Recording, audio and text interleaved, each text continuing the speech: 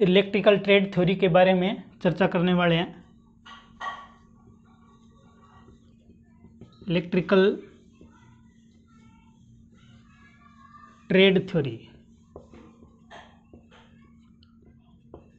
तो जितने भी आईटीआई से जुड़े हुए विद्यार्थी हैं उन तक ये वीडियो शेयर करें, और चैनल सब्सक्राइब नहीं कर रखा है तो चैनल को सब्सक्राइब भी कर लें। तो अपनी आज चर्चा का विषय है विद्युत। ठीक है, तो हमारा जो पहला इसके अंतर्गत वीडियो है, इसके अंतर्गत माध्यम हम बात करेंगे विद्युत क्या है।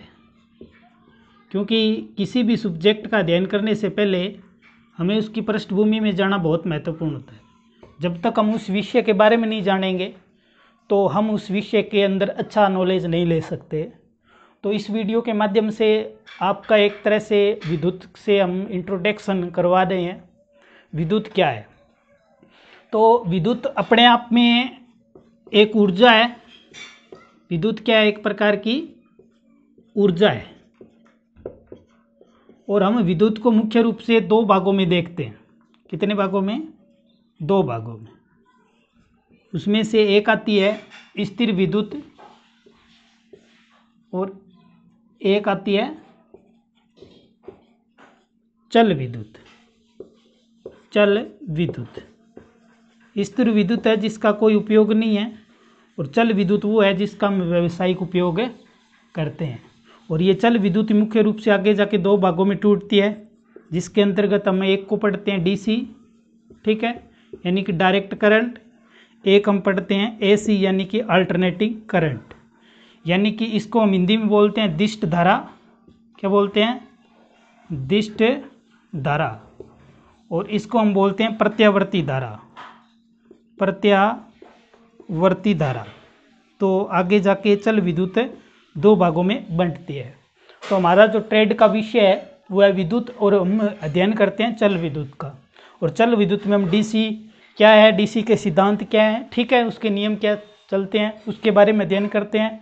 और डीसी की जितनी मशीनें हैं उसके ऊपर स्टडी करते हैं, उनके सिद्धांत समझते हैं। और इसी तरह एसी के बारे में पढ़ते हैं। एसी से प्रचालित जितनी भी मशीनें हैं उन मशीनों का सिद्धांत उसके बारे में अपने अध्ययन करते हैं। तो ये हमारी विषय वस्तु है। तो पहले अपने थोड़ा सा इसका इतिहास देख लेते हैं। ठीक है, अगर इसके इतिहास पे नज़र डालें तो आप देख पाते हो कि अपने इसको बोलते हैं विद्युत। विद्युत को इंग्लिश में बोलते हैं इलेक्ट्रिसिटी, और इलेक्ट्रिसिटी में एक शब्द निकलता है इलेक्ट्रॉन। ठीक है, तो क्या इलेक्ट्रॉन जो शब्द है वो इसको नाम दिया गया, तो उसके पीछे कोई ना कोई इतिहास रहा होगा।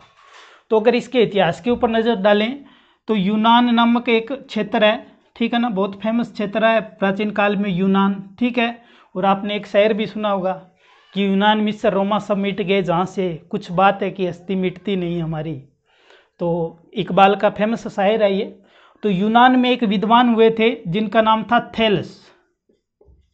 इस थेलस नाम के वैज्ञानिक ने एक ऐसी घटना देखी कि इसने कुछ दो वस्तुओं के बीच में घर्षण करवाया। ठीक है, और घर्षण से उसने देखा कि उसके बीच में चिंगारी पैदा हो रही है। तो इस चिंगारी के कारण उसने ये सोचा कि ये तो कोई साइंस का फॉर्मूला है जो इसके अंतर्गत छुपा हुआ है। तो इसके अंतर्गत इसने ये जो चिंगारी या इलेक्ट्रॉन की जो गति देखी, उसके आधार पर इसने एक खोज कर दी कि ये एक तरह की इलेक्ट्रिसिटी है। क्या है? एक तरह की इलेक्ट्रिसिटी है। तो यहाँ से इसको नाम मिल गया क्या? इलेक्ट्रिसिटी, विद्युत। क्योंकि इसने जो ये क्रिया की थी उसके अंतर्गत उसने कांच के टुकड़े, ठीक है ना, कांच के टुकड़ों को रेशम के ऊपर यानी कि घर्षण करवाया। और रेशम के ऊपर कांच के टुकड़ों को जब घर्षण करवाया तो उस घर्षण के दौरान कुछ चिंगारियाँ पैदा हुई। यानी कि जिस तरह मतलब आप आजकल नॉर्मल कर सकते हो कि रेशम का अगर कोई वस्त्र है, ठीक है ना, उसके ऊपर आप किसी चीज़ को घर्षित करते हो तो उसमें क्या होती है? चिंगारियाँ, मतलब एक इलेक्ट्रॉन आपको एक अलग मतलब लाइट सी नजर आएगी। तो वो एक तरह की विद्युत होती है। तो ये क्रिया किसने की? इस थेलस नामक वैज्ञानिक ने की। और इसने फिर ये देखा और उसके आधार पर इसको नाम दे दिया क्या? इलेक्ट्रिसिटी।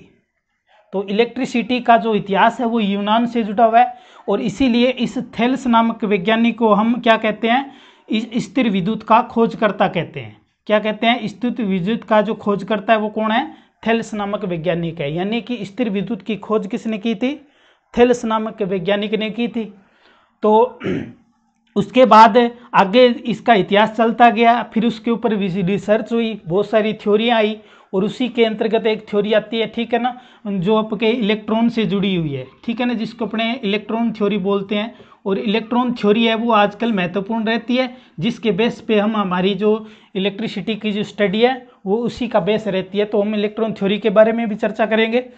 तो आगे चलते चलते उसके बाद एक वोल्टा नामक वैज्ञानिक आया, ठीक है। उस वोल्टा नामक वैज्ञानिक ने एक वोल्टिक सेल बनाया, ठीक है ना, और वोल्टिक सेल बनाने के कारण ये जो विद्युत थी उस विद्युत को एक चालकों के माध्यम से प्रवाहित किया जा सकता है, क्योंकि ये जो विद्युत थी जो थेल्स नामक वैज्ञानिक ने पैदा की, इसका कोई व्यावसायिक उपयोग नहीं था। यानी कि आप इसको सिर्फ देख सकते थे, अनुभव कर सकते थे, लेकिन इसका उपयोग नहीं कर सकते थे कहीं।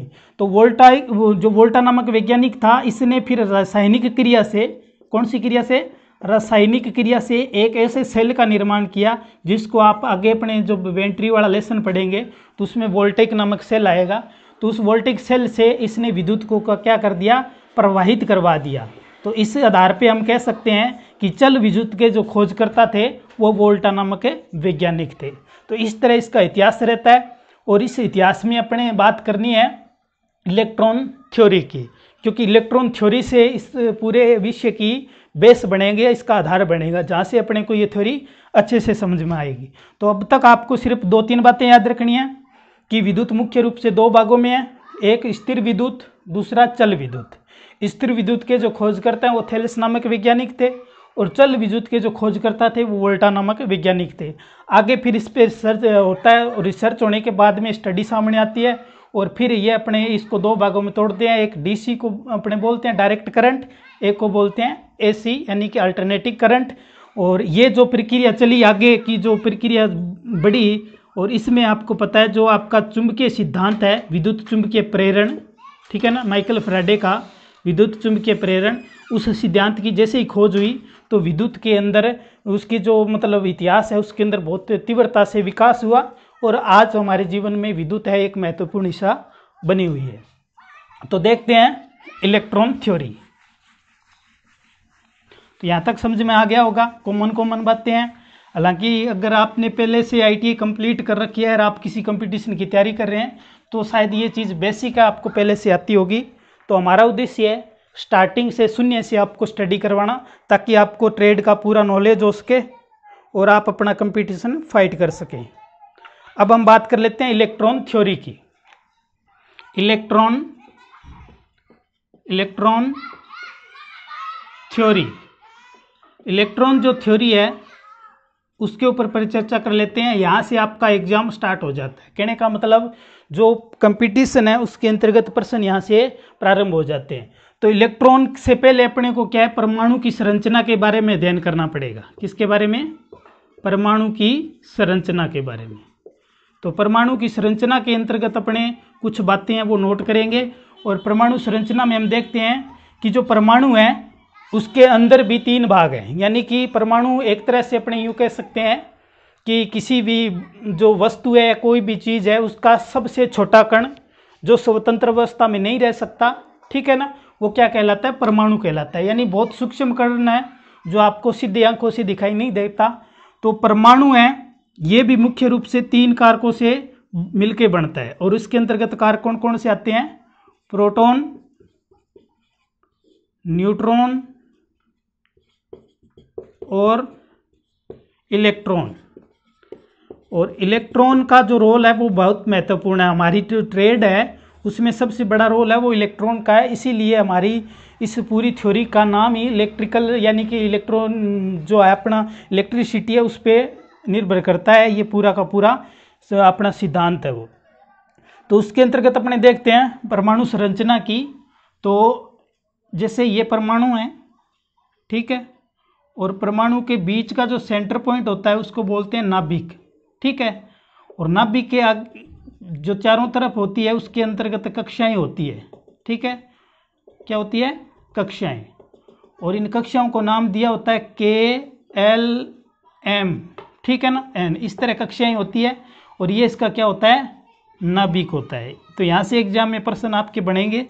तो नाभिक के अंदर क्या होता है, प्रोटॉन और न्यूट्रॉन रहते हैं, और इलेक्ट्रॉन जो होते हैं वो क्या करते हैं, इन कक्षाओं के अंदर चक्कर लगाते रहते हैं।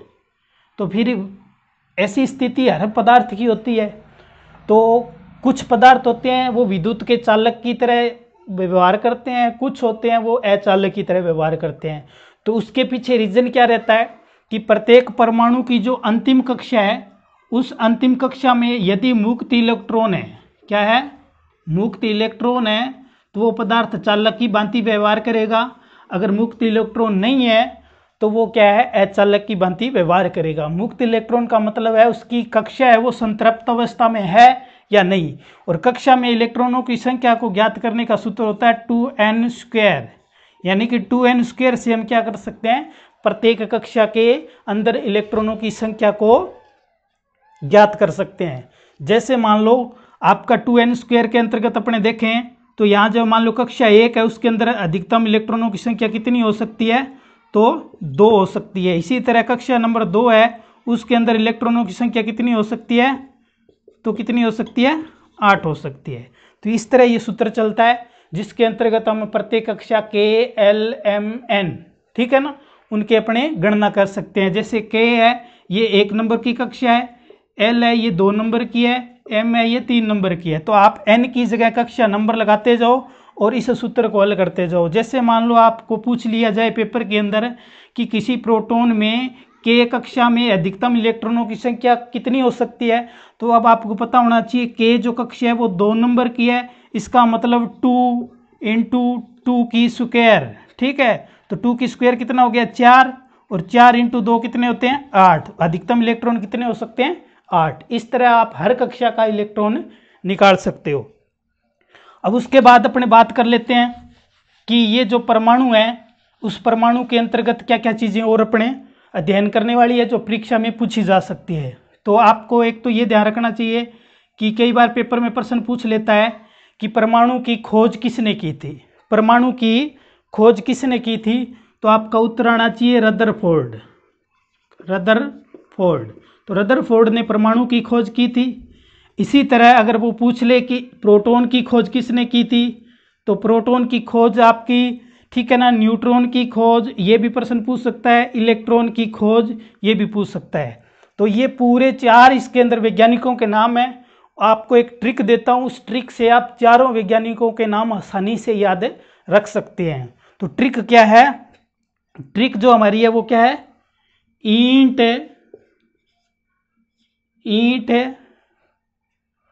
पग पर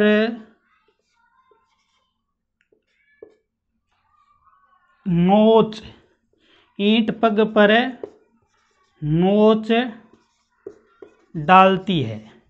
यानी कि सिंपल ट्रिक है एकदम। अगर आपके पैर पे ईंट गिर जाए तो आपके पैर पे चोट आएगी, नोच आ सकती है पैर के अंदर। तो यही ट्रिक बन गई कि ईंट पग पर नोच डालती है। तो यहाँ से देखो चारों के चारों आपको याद रह जाएंगे। ई का मतलब है इलेक्ट्रॉन, क्या, इलेक्ट्रॉन।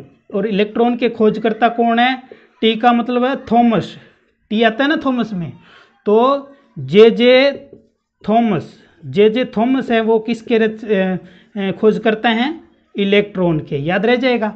उसके बाद आता है पग, इस शब्द से अपने क्या लेंगे, पै से अपना आ गया प्रोटॉन, क्या आ गया, प्रोटॉन।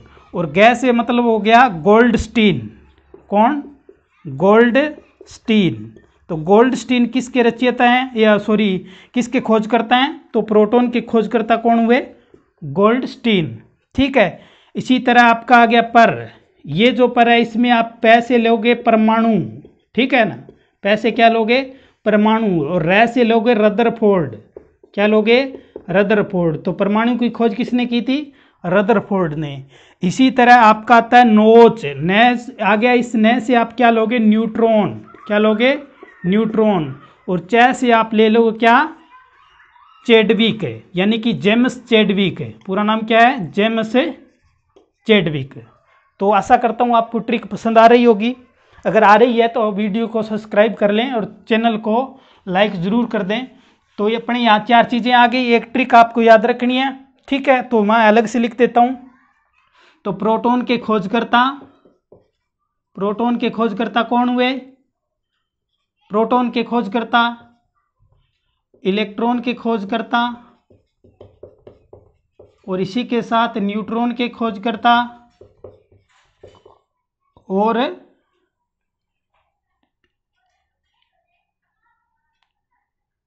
परमाणु के खोजकर्ता। 4 व्यक्तियों के नाम याद रखने हैं। तो इसके अंतर्गत प्रोटॉन के खोजकर्ता कौन हुए? जे थॉमस। परमाणु के अंतर्गत अपने पढ़ते हैं प्रोटॉन, और प्रोटॉन के खोजकर्ता कौन हुए? जे थॉमस, ठीक है। उसके बाद में इलेक्ट्रॉन के जो खोजकर्ता है, ट्रिक देखो, दोबारा देखते जाओ। इलेक्ट्रॉन के खोजकर्ता कौन है? सॉरी, प्रोटॉन के मैंने जे थॉमस बता दिया, गलत है ये, ठीक है ना। ये अच्छा,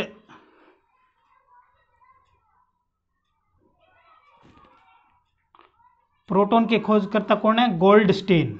कौन है? गोल्डस्टीन। और इलेक्ट्रॉन के खोजकर्ता हैं वो कौन है? जे थॉमस। जे थॉमस, ठीक है। और न्यूट्रॉन के जो खोजकर्ता हैं, ठीक है ना, तो न्यूट्रॉन पे अपने शब्द आया था नोच से आपको याद रखेंगे कि न्यूट्रॉन के खोजकर्ता कौन है? चैडविक है, ठीक है ना। तो जेम्स चैडविक।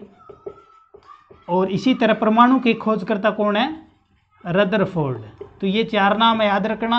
हो सकता है कोई इनमें से एक प्रश्न आपको परीक्षा में पूछ ले। तो ये थी एक बेसिक जानकारी। उसके बाद में अपने बात कर लेते हैं प्रोटॉन की संरचना के बारे में, और ठीक है, तो ताकि अपनी थ्योरी है वो आपको आगे जैसे ही अपने बढ़ेंगे थ्योरी थोड़ी हार्ड होती जाएगी ताकि अपने समझ में आती जाए। तो हमने देखा परमाणु, ठीक है, और परमाणु का जो केंद्रीय भाग होता है वो क्या होता है? नाभिक। नाभिक में रहते हैं पी और एन कहाँ रहते हैं? नाभिक में। और इलेक्ट्रॉन कहाँ रहते हैं? बाहर कक्षाओं में। तो यहाँ तक समझ में आ गया होगा। अब आपको एक चीज़ याद रखनी है कि परमाणु क्रमांक, ठीक है ना, पेपर में कई बार पूछ लेता है परमाणु क्रमांक के बारे में कि परमाणु क्रमांक से आप क्या समझते हैं, या परमाणु क्रमांक पे आपसे वो प्रश्न पूछ सकता है या फिर न्यूमेरिकल पूछ सकता है, ठीक है। और एक होता है परमाणु भार। दोनों को क्लियर कर लीजिए, अच्छे से दिमाग में बिठा लीजिए। परमाणु क्रमांक का मतलब क्या होता है? परमाणु भार का मतलब क्या होता है? ठीक है ना। तो अब देखो, परमाणु क्रमांक का मतलब ये होता है कि किसी भी परमाणु के अंदर, ठीक है ना, किसी भी परमाणु के अंदर प्रोटॉन या न्यूट्रॉन, ठीक है ना, मैं क्या बोल रहा हूं? प्रोटॉन या न्यूट्रॉन। इसका मतलब ये हुआ कि प्रत्येक परमाणु में प्रोटॉन और न्यूट्रॉन की संख्या क्या होती है? बराबर होती है। समझ में आई बात? तो किसी भी परमाणु में प्रोटॉन या न्यूट्रॉन की संख्या उस परमाणु का परमाणु क्रमांक कहलाती है या परमाणु संख्या कहलाती है। ध्यान रखना, किसी भी परमाणु के अंदर जो प्रोटॉन या न्यूट्रॉन की जो संख्या है वो उसका क्या कहलाएगी? परमाणु क्रमांक कहलाएगी, ठीक है। उसके बाद में प्रोटॉन या इलेक्ट्रॉन, ठीक है ना, प्रोटॉन या इलेक्ट्रॉन की संख्या क्या है? परमाणु क्रमांक कहलाएगी। और भार है, भार का मतलब ये होता है कि प्रोटॉन प्लस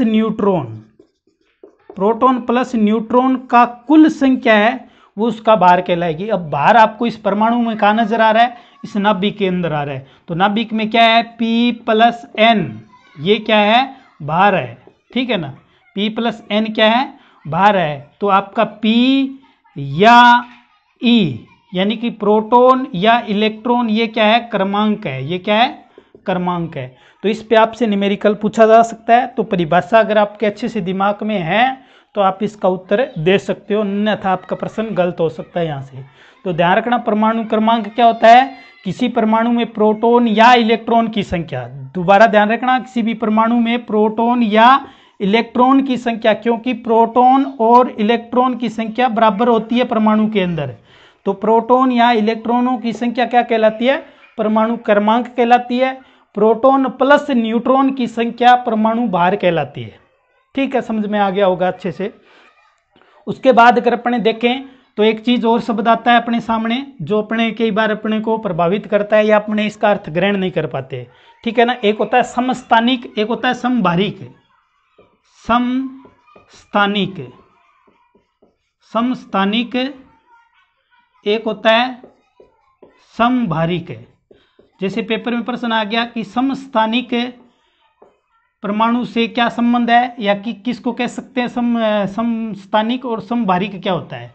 तो समस्थानिक का मतलब ये होता है कि यदि कोई दो परमाणु है उसके अंदर किसी भी दोनों परमाणुओं का जो परमाणु क्रमांक है, ठीक है ना, परमाणु क्रमांक। समस्थानिक का मतलब क्या होता है कि दो परमाणु हैं, ठीक है, दो परमाणु हैं, उसके क्या है परमाणु क्रमांक, क्या परमाणु क्रमांक बराबर है, क्या है बराबर है, और भार क्या है अलग अलग है, तो वो परमाणु क्या कहलाएगा समस्थानिक कहलाएगा।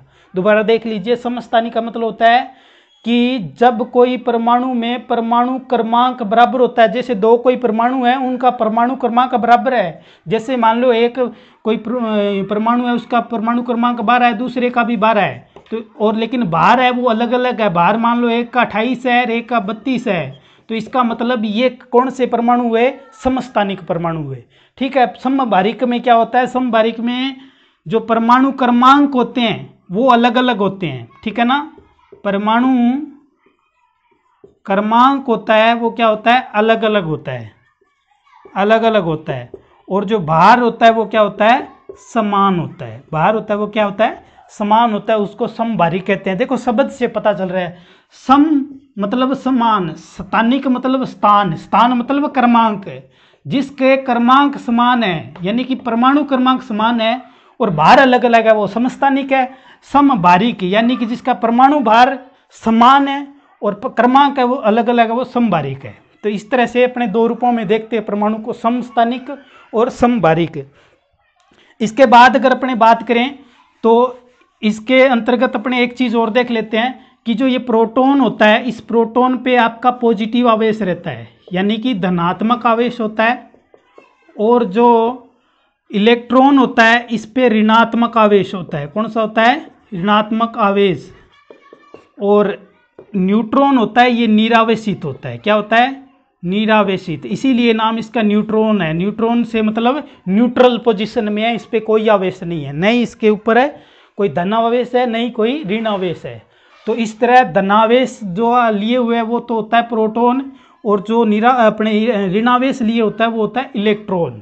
अब इसकी जो अंतिम कक्षा में जो इलेक्ट्रॉन रहेंगे, ठीक है ना, वो इलेक्ट्रॉन अगर 2n² के सूत्र को पूरा नहीं करते हैं, उससे कम है या ज़्यादा है, ज़्यादा होगा तो अगली कक्षा बनेगी, कम है तो इसका मतलब मान लो 1-2 इलेक्ट्रॉन है उसके अंदर, तो उसको अपने बोलते हैं मुक्त इलेक्ट्रॉन। और ये मुक्त इलेक्ट्रॉन होते हैं यही विद्युत को प्रवाहित करते हैं। जो आपकी करंट चलती है सर्किट के अंदर वो मुक्त इलेक्ट्रॉन के कारण ही चलती है।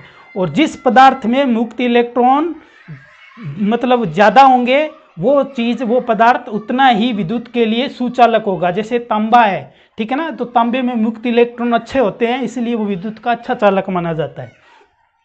तो ये 2n² के माध्यम से अपने देख लेते हैं कि अंतिम कक्षा में मुक्त इलेक्ट्रॉन है या नहीं।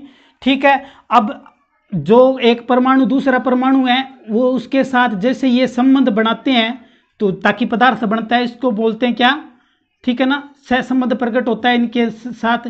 तो उससे क्या है कि ये एक परमाणु दूसरे परमाणु के साथ जुड़ता है, एक पदार्थ का निर्माण होता है।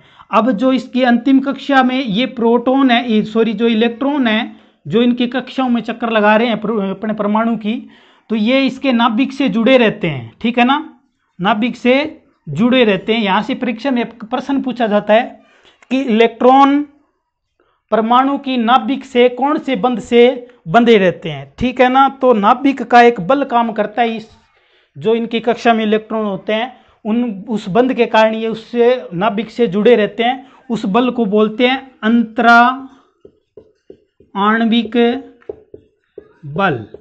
ठीक है ना, अंतरा आणविक बल के माध्यम से जो इलेक्ट्रॉन है वो नाभिक से जुड़े रहते हैं। जो अंतिम कक्षा होती है उसकी दूरी नाभिक से ज़्यादा होती है और नाभिक से ज़्यादा दूरी होने के कारण अंतरा आणविक बल कम होता है। जैसे ही कोई प्रेशर लगता है तो ये अपना आवेश है वो आगे वाले इलेक्ट्रॉन को सौंप देते हैं, यानी आगे वाले परमाणु को सौंप देते हैं।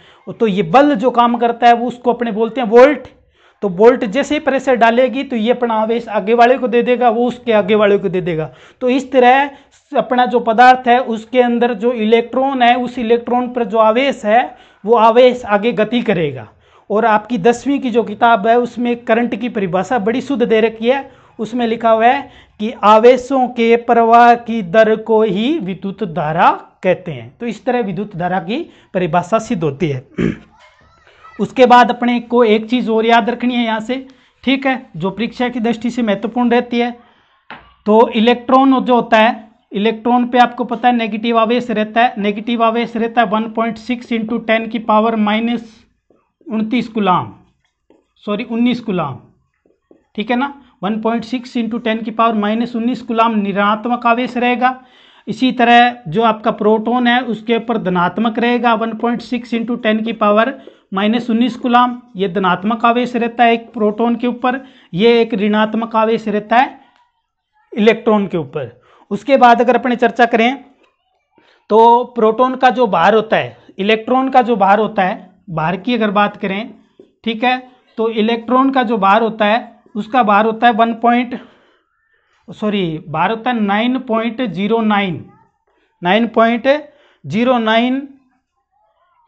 × 10 की पावर -28 ग्राम, ये इसका भार होता है इलेक्ट्रॉन का, ठीक है। 9.09, ठीक है ना, 09 या 109, कई बुकों में 109 लिखा हुआ है, तो 9.1 आप याद रखो। 9.1 × 10 की पावर -28 ग्राम किसका भार है, इलेक्ट्रॉन का भार है। इसी तरह अगर प्रोटॉन की भार की बात करें तो प्रोटॉन पर भार रहता है 1.67 × 10 की पावर -24 ग्राम, ये प्रोटॉन का भार होता है, ठीक है ना। प्रोटॉन का भार कितना होता है 1.67 × 10 की पावर -24 ग्राम। इलेक्ट्रॉन का भार होता है 9.109 × 10 की पावर -28 ग्राम। तो ये भी पेपर में कई बार प्रश्न बन के आ सकता है आपके, जो आपसे पूछा जा सकता है। तो ये थी हमारी आज की चर्चा इलेक्ट्रिकल ट्रेड थ्योरी के अंतर्गत, जिसके अंतर्गत हमने पढ़ा परमाणु की संरचना के बारे में, ठीक है, विद्युत क्या है उसके बारे में जाना। तो मुख्य रूप से क्या हुआ, विद्युत इलेक्ट्रॉनों की प्रवाह होता है, ठीक है ना, क्या होता है, इलेक्ट्रॉनों का प्रवाह होता है। और इसके अंदर घुसते हैं तो आपको पता है इलेक्ट्रॉनों पर आवेश होता है, क्या होता है, आवेश होता है। और इसका मतलब ये हुआ कि गति किस में होती है, आवेशों में होती है। तो आवेशों की जो दर होती है उसी को हम क्या बोलते हैं, विद्युत धारा बोलते हैं। अगर आपको हमारा वीडियो पसंद आए तो प्लीज़ लाइक कर दीजिए और चैनल ITI होल्डर्स तक पहुंचाएं, ताकि उनको वो सारी ट्रेड थ्योरी मिल सके।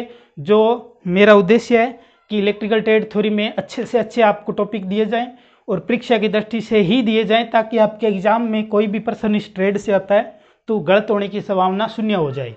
धन्यवाद।